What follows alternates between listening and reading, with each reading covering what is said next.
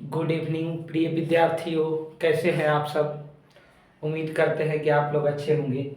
आज की क्लास में हम पढ़ेंगे पानीपत का युद्ध।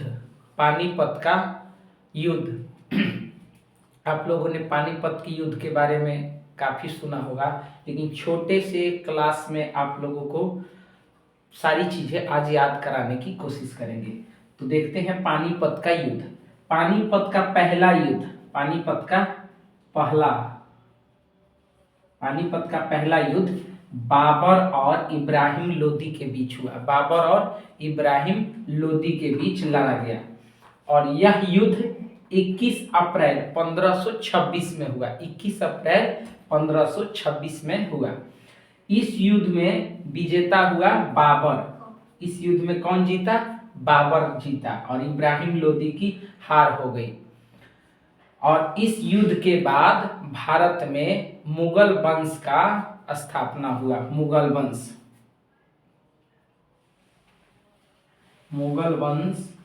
का स्थापना हुआ। प्रश्न आता है मुगल वंश का संस्थापक कौन है? तो मुगल वंश का संस्थापक होगा बाबर।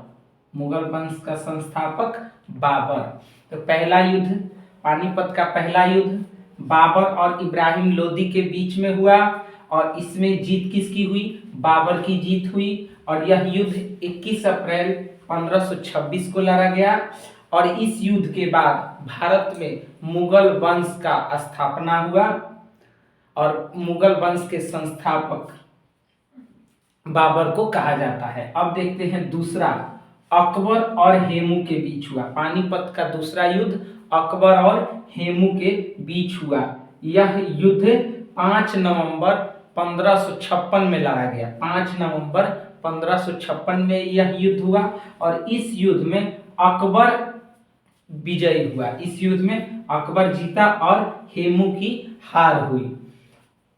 अगला देखेंगे तीसरा पानीपत का युद्ध मराठे और मोहम्मद शाह अब्दाली के बीच हुआ।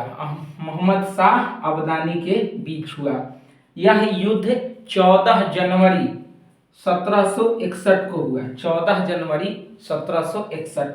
14 जनवरी को हमारा एक पर्व आता है सनातन संस्कृति में, संक्रांति, मकर संक्रांति का पर्व।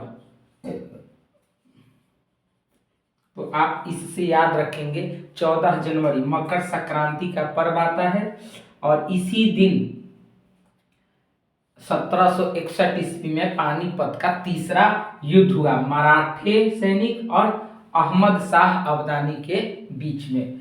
और एक प्रश्न आता है कि मराठी सैनिक का नेतृत्व किसने किया? तो ये आएगा